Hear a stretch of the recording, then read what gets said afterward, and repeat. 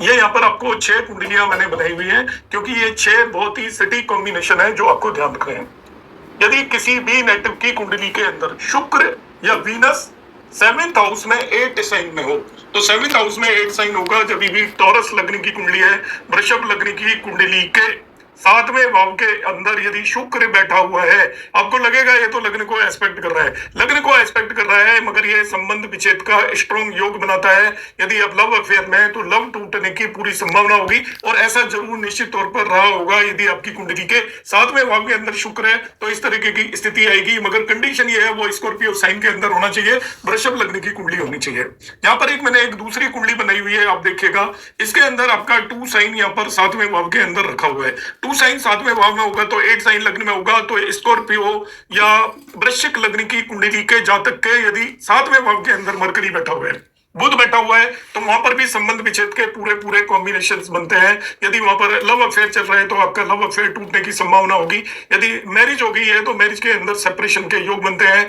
और शास्त्र तो कहते हैं पति या पत्नी की डेथ भी हो सकती है, मगर वो पुराने समय पर इसी तरीके से लिखा जाता था, मगर उसको आप आज के समय के हिसाब से संबंध विच्छेद मान सकते हो। तो ये मैंने 2 कॉम्बिनेशन बताया, एक मैंने बताया आपको स्कॉर्पियो लग्न के लिए, एक बताया मैंने टॉरस लग्न के लिए। तीसरी ये कुंडली आप देखिए, यहाँ पर ये कैंसर लग्न की कुंडली है।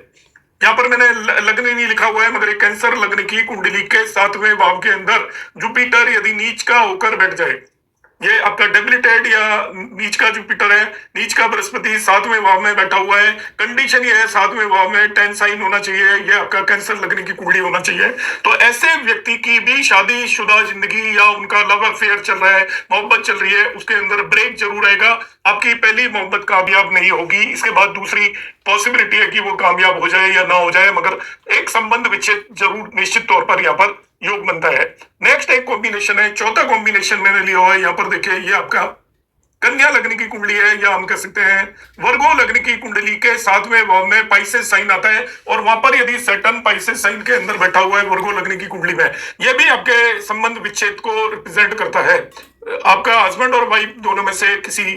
के साथ अनहैपनिंग हो सकती है, दोनों एक दूसरे से दूर जा सकते हैं, कोई एक व्यक्ति दूर जा सकता है, और इस तरीके से यदि 2 लोग अफेयर में हैं तो एक पर्सन उससे बाहर निकल जाएगा और वो अफेयर आपका टूट जाएगा, इस बात की पूरी पूरी संभावना होती है। तो ये वर्गो लगने की कुंडली है, और एक में लास्ट में वर्गो लगने की कुंडली में ही दूसरा कॉम्बिनेशन भी है, यदि मार्स भी 7वें भाव के अंदर बैठा है, मतलब सप्तम यदि वो मांगलिक है व्यक्ति, ये भी आपका सप्तम मांगलिक हो जाएगा यहाँ पर। तो पैसे लगने यदि आपका ये वर्गो लगने की कुंडली में 2 कॉम्बिनेशन है, यदि 7वें भाव में शनि या मार्स में से कोई भी आकर बैठ जाता है तो वो आपके संबंध विच्छेद को योग बनाता है। संबंध